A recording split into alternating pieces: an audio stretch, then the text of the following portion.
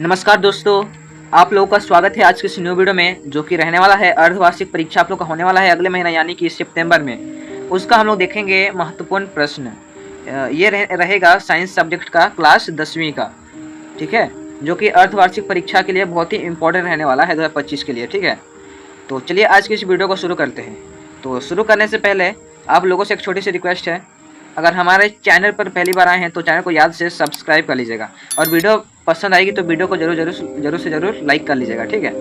और अगर आप लोग को पीडीएफ चाहिए ये इस क्वेश्चंस का, तो व्हाट्सएप चैनल का लिंक दे दिया गया है इस चैनल के बायो में, वहाँ से आप लोग ज्वाइन कर सकते हो। और उस ग्रुप में मंथली रियल टेस्ट का क्वेश्चंस एक दिन पहले ही मिल जाता है, ओरिजिनल क्वेश्चन पेपर, ठीक है।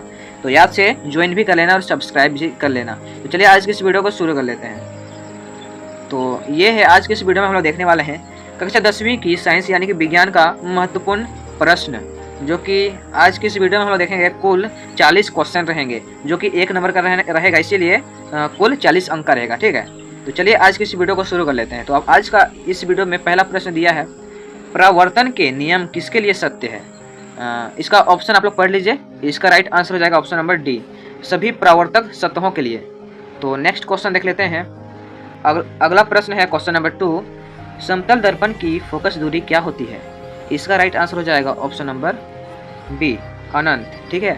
याद कर लीजिएगा, बहुत ही इंपॉर्टेंट रहने वाला है ये प्रश्न। तो नेक्स्ट क्वेश्चन देख लेते हैं। नेक्स्ट क्वेश्चन क्या बोल रहा है, एक दर्पण की वक्रता त्रिज्या 20 सेंटीमीटर है, तो इसकी फोकस दूरी क्या होगी। तो इसका राइट आंसर हो जाएगा ऑप्शन नंबर बी। अगर आप लोगों को पता नहीं चल रहा है कैसे हुआ आंसर, तो मैं ले चलता हूँ कैसे हुआ इसको, ठीक है। तो चलिए इसका आंसर देख लेते हैं।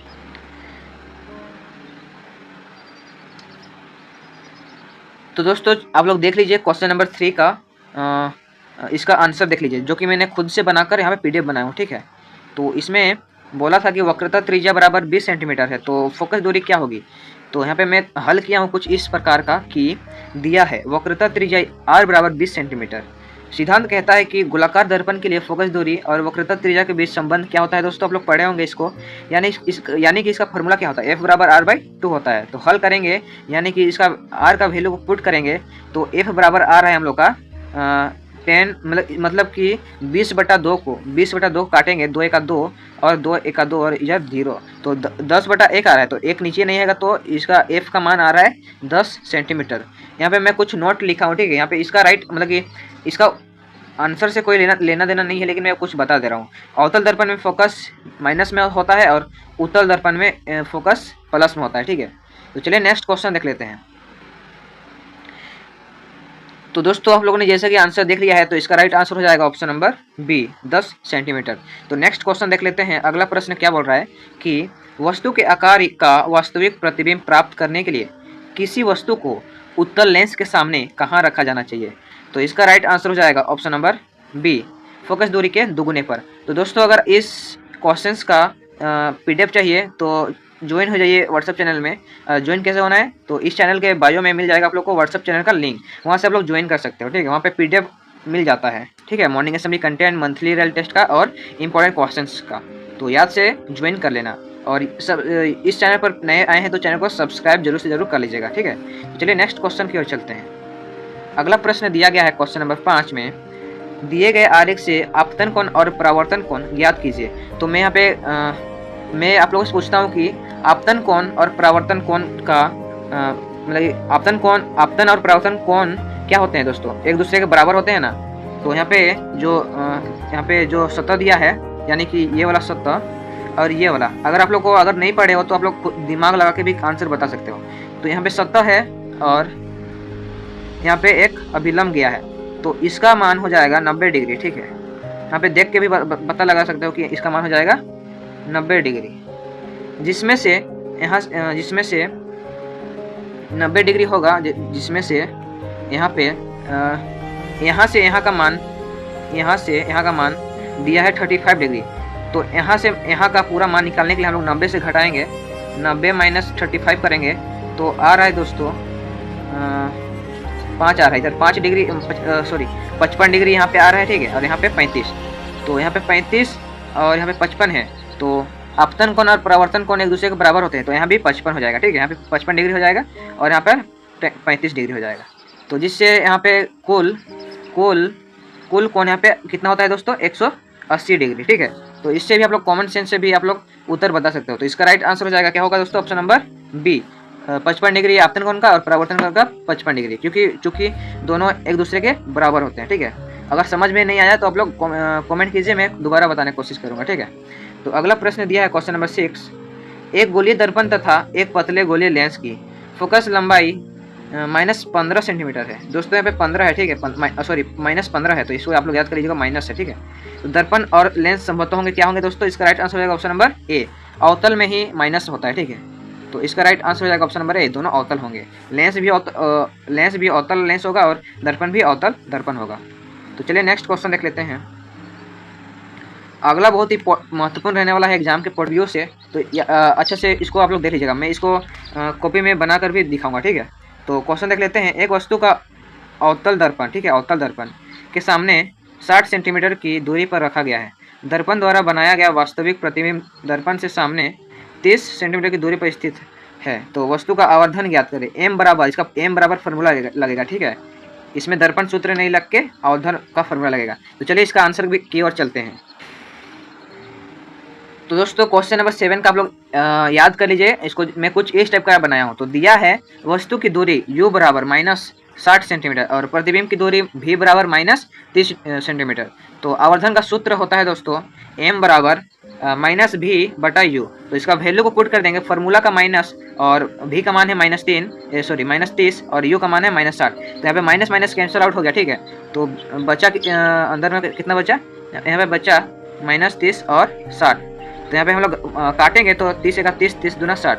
यहाँ पे -1/2 आ रहा है, तो इसे ही मैं यहाँ पे लिख दिया हूँ -1/2। ठीक है, और 1/2 का मान आता है 0.5 और यहाँ पे लेकिन एक माइनस का चिन्ह है, इसलिए माइनस का चिन्ह। तो इसका राइट आंसर हो जाएगा -0.5। तो इसका ऑप्शन नंबर हो जाएगा दोस्तों, जैसे कि हम लोग इसका उत्तर देख चुके हैं, और इसका राइट आंसर हो जाएगा ऑप्शन नंबर डी, -0.5। तो इसको आप लोग याद कर लीजिएगा और नोट भी कर लीजिएगा। ठीक है, मैं पीडीएफ बना के यहाँ पे खुद से बना के पीडीएफ बनाया हूँ और आप लोग को बता रहा हूँ। ठीक है, तो याद से नोट भी कर लीजिएगा, समझ में नहीं आ रहा है तो चलिए नेक्स्ट क्वेश्चन के चलते हैं। नेक्स्ट क्वेश्चन बोल रहा है, एक वस्तु को उत्तल दर्पण, ठीक है, उत्तल दर्पण के सामने 40 सेंटीमीटर की दूरी पर रखा गया है। प्रतिबिंब दर्पण से 15 सेंटीमीटर पीछे दिखाई देता है। दर्पण की फोकस दूरी क्या होगी?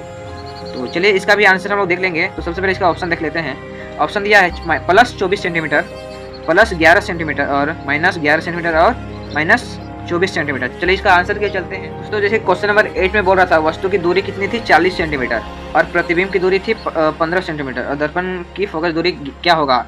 ठीक है, तो चलिए इसका आंसर देख लेते हैं। इसका हमने कुछ इस टाइप का बनाया है कि दिया है u बराबर -40 सेंटीमीटर और v बराबर +15 सेंटीमीटर। तो दर्पण सूत्र का उपयोग करके हम लोग इसको बना सकते हैं। ठीक है, तो दर्पण सूत्र आप लोग पता ही होगा कि होता है 1/f बराबर 1/v + 1/u। तो इसका वैल्यू को पुट कर देंगे हम लोग। तो इस v का मान है 15 प्लस ये प्लस फार्मूला से आया। ठीक है, 1/u का मान है -40। तो यहाँ पे प्लस और माइनस दोनों क्या हो गया, माइनस हो गया। ठीक है, यही जगह लिखे हैं हम लोग। तो 1/f बराबर इसका हम लोग एलसीएम लेंगे दोस्तों। इसका एलसीएम तो आ रहा है 120। ठीक है, तो इसको घटाने पर 5/20 120 आ रहा है। तो इसको काटेंगे हम लोग। तो 1/f का मान आ रहा है 1/24। तो f का मान आ जाएगा 24। ठीक है, प्लस में 24 सेंटीमीटर। तो यहाँ पे वही मैं लिखा हूँ कि यहाँ पे 1/f का मान 1/24 है। तो f इसीलिए f का मान क्या होगा, +24 सेंटीमीटर। प्लस चिन्ह बता रहा, मतलब उत्तल दर्पण, इसीलिए मतलब कि उत्तल दर्पण में प्लस ही होता है। ठीक है, इसको आप लोग याद कर लीजिएगा। तो चलिए नेक्स्ट क्वेश्चन की ओर चलते हैं। तो दोस्तों जैसे कि हम लोग इसका उत्तर देख चुके हैं, इसका राइट आंसर हो जाएगा ऑप्शन नंबर ए, +24 सेंटीमीटर। तो चलिए नेक्स्ट क्वेश्चन की चलते हैं दोस्तों। अगला प्रश्न दिया गया है क्वेश्चन नंबर 9, एक वस्तु को अपसारी लेंस से 10 सेंटीमीटर की दूरी पर रखा गया है, जो लेंस से 6.5 सेंटीमीटर की दूरी पर एक छवि बनाती है। लेंस की फोकस दूरी क्या होगी? तो इसका ऑप्शन दिया है option number A +3.9 centimetre, -16.5 centimetre और -21.2 सेंटीमीटर और लास्ट में है -18.6 सेंटीमीटर। तो चलिए इसका भी आंसर हम लोग देख लेते हैं। तो दोस्तों क्वेश्चन नंबर 9 में बोला था वस्तु की दूरी कितनी थी, -10 सेंटीमीटर और प्रतिबिंब की दूरी थी -6.5 सेंटीमीटर। तो उसमें लेंस की फोकस दूरी ज्ञात करने वाला था। तो लेंस सूत्र का प्रयोग कर हम लोग इसको आराम से निकाल सकते हैं। ठीक है, तो लेंस सूत्र होता है 1/f बराबर 1/v - 1/u। आप लोग इसको लेंस सूत्र को याद कर लीजिएगा, बहुत बार एग्जाम में पूछता है, ठीक है, ऑब्जेक्टिव क्वेश्चन में। तो इसका मान को हम लोग पुट कर देते हैं, ठीक है। भी का मान कितना दिया गया था, -6.5, और यू का मान दिया गया था -10। यहाँ पे माइनस फार्मूला का है, ठीक है। तो इसको जब हम लोग हल करेंगे माइनस माइनस हो जाएगा प्लस, वही प्लस यहाँ पे लिखे हैं, और इसको उलट देंगे, यानी कि इसको पहले लिखेंगे और इसको बाद में लिखेंगे। तो वही हम लोग यहाँ पे लिख चुके हैं, ठीक है।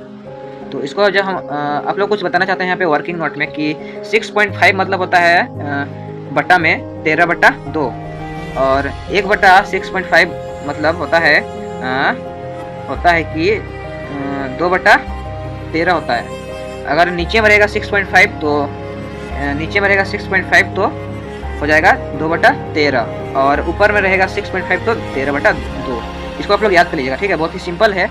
तो चलिए इसका अगला हल देखते हैं। अगला हल में हमने लिखा कि जैसे कि 1/6.5 था, उसको हम लोग उलाट के 2/13 लिख दिए हैं, ठीक है। तो अब इसका एलसीएम लेंगे तो 130 आ रहा है। अब इसको घटाने पर -7/130 आ रहा है। तो ये मान है 1/f का।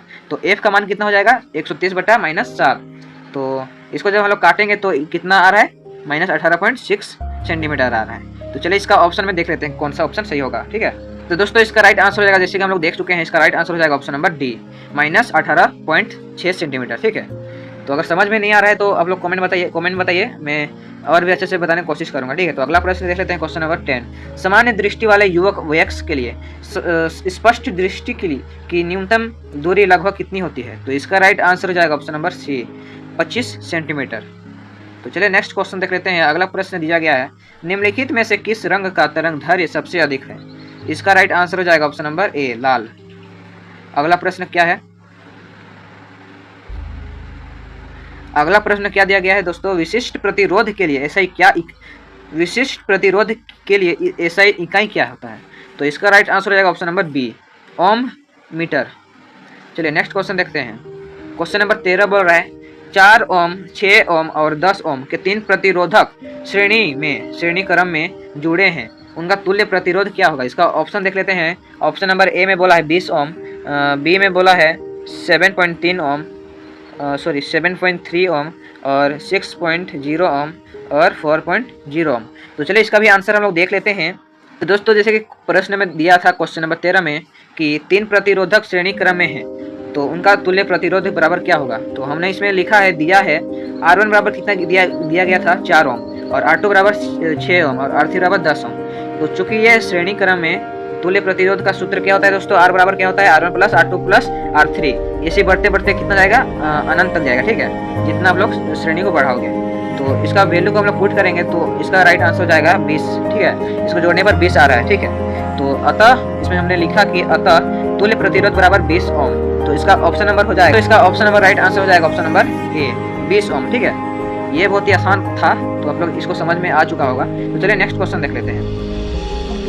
तो अगला प्रश्न है, प्रतिरोध R के लिए एक तार को 10 बराबर भागों में काटा जाता है, जिन्हें फिर समांतर श्रेणी में जोड़ा जाता है। तो नया प्रतिरोध क्या होगा। तो ऑप्शन है 0.01 R, 0.1 R, 10 R और 100 R। तो इसका भी आंसर हम लोग देख लेते हैं। तो दोस्तों ये प्रश्न बहुत ही हार्ड रहने वाला है, तो आप लोग अगर समझ में नहीं आएगा तो आप लोग कमेंट बताइएगा, मैं फिर से बताने की कोशिश करूँगा। तो इसमें हमने लिखा कि जब प्रतिरोधक R के तार को 10 बराबर भाग में काटा जाता है, तो प्रत्येक भाग का R बराबर R/10 हो जाता है। इन भागों को समांतर में जोड़ा जाता है, तो तुल्य प्रतिरोध बराबर R बराबर 1/R1 + 1/R2 डॉट करते कितना हो जाएगा, 1/R10 तक, ठीक है। तो इसका हम लोग फार्मूला से बनाते हैं कि 1/R यानी कि तुल्य प्रतिरोध बराबर हो जाएगा समांतर श्रेणी में 1/R1 + 1/R2 + 1/R10। तो इसका वैल्यू को हम लोग पुट कर देते हैं, जैसे कि हम लोगों ने R का वैल्यू देख चुका है, R/10 होगा। तो हम लोग वैल्यू को पुट करके इसको जब हम लोग उलाट देंगे तो 10/R आएगा, ठीक है। तो इसको गुना करेंगे उसके बाद तो 100/R आएगा, जो कि रहेगा 1/R का मान है। तो R का जैसे कि 1/R का मान है 100/R, तो R बराबर क्या हो जाएगा, दोस्तों R/100। तो इसको काटेंगे तो 0.01 R आ रहा है आंसर। तो इसका राइट आंसर हो जाएगा ऑप्शन नंबर ए, ठीक है। तो दोस्तों आप लोग का अगला प्रश्न है क्वेश्चन नंबर 15। ऑक्सीकरण ऑक्सीकरण यह प्रक्रिया है जिसमें शामिल होते हैं। इसका राइट आंसर हो जाएगा ऑप्शन नंबर ए, ऑक्सीजन से संयोग। तो चलिए नेक्स्ट क्वेश्चन देख लेते हैं। अगला है, जब चांदी हवा से अभिक्रिया करती है तो उस पर काले रंग की परत डैश चढ़ जाती है। इसका राइट आंसर हो जाएगा option number b, silver sulphide का। तो अगला प्रश्न दिया गया है क्वेश्चन नंबर 17, वह पदार्थ जो वसा और तेल वाले भोजन में मिलाया जाता है उसे क्या कहते हैं दोस्तों? उसको कहते हैं प्रतिऑक्सीकारक। चलिए नेक्स्ट क्वेश्चन के चलते हैं। नेक्स्ट क्वेश्चन बोल रहा है 18 नंबर में बोल रहा है कि उस उत्पाद का नाम बताएं जब लोहे की बुरादे की अभिक्रिया पतला HCl में होती है। तो इसका राइट आंसर हो जाएगा option number c, iron two chloride तथा हाइड्रोजन गैस। तो चलिए नेक्स्ट क्वेश्चन के चलते हैं। अगला प्रश्न है कि मैग्नीशियम फीता को जलाने से पहले रगड़ा जाता है क्योंकि उस पर डैश का परत चढ़ जाता है। तो इसका राइट आंसर जाने वाला है, इसका राइट आंसर होने वाला है कि क्षारीय मैग्नीशियम ऑक्साइड का। देख लेते हैं। आप लोग का अगला प्रश्न दिया गया है दोस्तों क्वेश्चन नंबर 20, टमाटर में कौन सा अम्ल पाया जाता है? ऑप्शन नंबर ए एसिटिक अम्ल, ऑप्शन नंबर बी साइट्रिक अम्ल और ऑप्शन नंबर सी है टार्ट्रिक अम्ल और ऑप्शन नंबर डी ऑक्जेलिक अम्ल। तो इसका राइट आंसर हो जाने वाला है वो होगा ऑप्शन नंबर बी साइट्रिक अम्ल। तो चलिए नेक्स्ट क्वेश्चन के चलते हैं। अगला प्रश्न दिया गया है कि सोडियम कार्बोनेट डॉट 10H2O किसका सूत्र है दोस्तों? इसका राइट आंसर जाएगा ऑप्शन नंबर ए, धोने वाले सोडा का। अगला प्रश्न है कि जब जिंक सोडियम हाइड्रोक्साइड से अभिक्रिया करता है तो क्या बनता है? इसका राइट आंसर हो जाएगा option number b, sodium zincate और हाइड्रोजन गैस। याद कर लीजिएगा, बहुत ही इंपॉर्टेंट रहने वाला है, ठीक है। और वीडियो को बिना स्किप किए हुए देख लेना, ठीक है। और सपोर्ट कीजिए इस चैनल, छोटे से चैनल को सपोर्ट कीजिए ताकि आप लोग को बहुत ही हेल्पफुल मिलने वाला है भविष्य में, ठीक है। तो चलिए नेक्स्ट क्वेश्चन पे चलते हैं। तो नेक्स्ट क्वेश्चन आप लोग दिया गया है कि जब धातु अम्ल से अभिक्रिया करता है तो कौन सी गैस निकलती है? इसका राइट आंसर हो जाएगा option number b, hydrogen gas. दोस्तों आप लोग का अगला प्रश्न दिया गया है, निम्न में से कौन प्रबल अम्ल है? वो है H2SO4, ठीक है।